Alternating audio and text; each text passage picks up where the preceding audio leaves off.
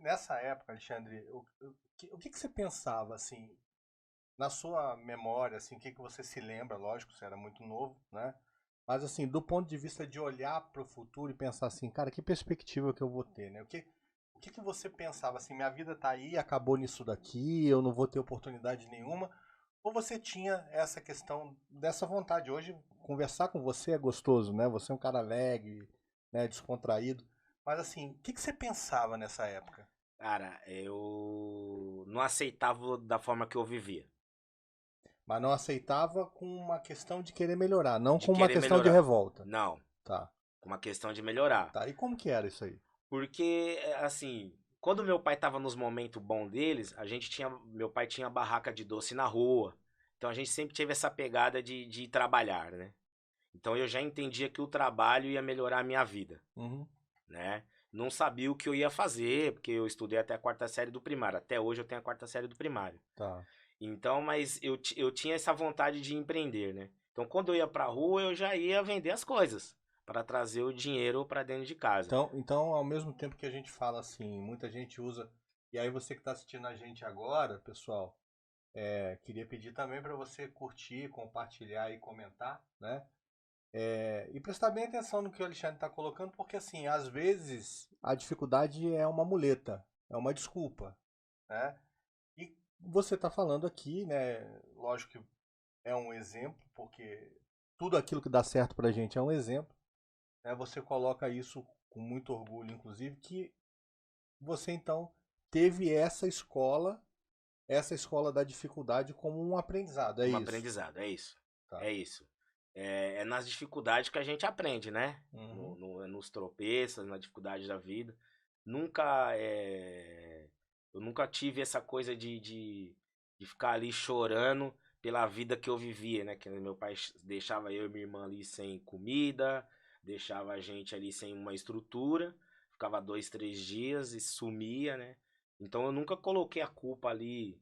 Eu só queria melhorar. Eu já entendia que eu precisava crescer, precisava trabalhar e que eu precisava melhorar. Que aquilo ali. Eu não aceitei aquilo, sabe? Eu não Uhum. aceitava. Uhum. Eu vivia com aquilo, que eu sempre falo, né? Eu sou feliz com tudo que eu passei na minha vida. Eu sou muito feliz, sou muito grato. Mas por quê? Porque eu tenho um entendimento que aquilo ali foi o melhor pra mim, me fortaleceu e fez eu chegar onde eu cheguei hoje, né? Onde que eu tenho hoje, graças a Deus, uma família e tudo mais. Então, mas não aceitar, né? É o que eu falo. Não se vitimizar, essa é a melhor palavra, né? Perfeito. É olhar pra frente, ir lá e fazer o que tem que ser feito. Tá. Bom, e aí você cresce, tem um movimento todo de adolescência, sai dessa fase infantil, e É, como é que é isso? nesse meio termo, como eu falei que eu vivi até uns 10 anos, eu encontrei um senhor, ele me encontrou na rua, lá no Jabaquara. Tá. Eu já devia estar próximo dos 10 anos. E ele me convidou pra morar com ele, lá na Praia Grande. Perguntei, eu tava dormindo na rua ali onde tem um pão de açúcar na rodoviária do Jabaquara. Sei. Dormia do outro lado, Lá de fora, né? do lado de fora. Sei onde é. E aí eu tava ali, era um dia de frio, tava fazendo uma fogueira, ele se aproximou de mim. Até minto, porque ele já vinha me seguindo dentro de um ônibus. Eu tava vindo de algum lugar, e aí ele esperou eu descer, me abordou ali, perguntou se eu tinha família. Eu falei que não tinha, meu pai, eu falei, ó, não sei onde tá e tal. Porque nesse tempo que eu fiquei na rua, eu me desliguei totalmente da minha família, da minha irmã e tudo mais. E Nessa aí, época você não tinha contato, então você estava não. sozinho. Eu já tive Não uns. tinha nenhuma referência de Não, ninguém, não. nada, nada. Eu já tava uns 3 anos morando na rua, porque eu já tinha uns 10 anos e pouquinho. Tá. Né? E aí ele me convidou pra morar com ele, e aí eu aceitei, né? Primeiro eu perguntei pra ele onde ele morava, ele falou que era casado, que tinha filhos e tudo mais, começou a contar a vida dele, e me levou pra Praia Grande. Certo. E aí, cara, começou a minha vida ali, porque ele era empreiteiro de obra, então, tipo assim, onde ele acordava de manhã cedo, onde ele ia, eu ia atrás dele, né? Então eu já comecei a trabalhar na obra Então, com na ele. verdade, você foi morar com ele Fui e morar com aprendeu o ele ofício.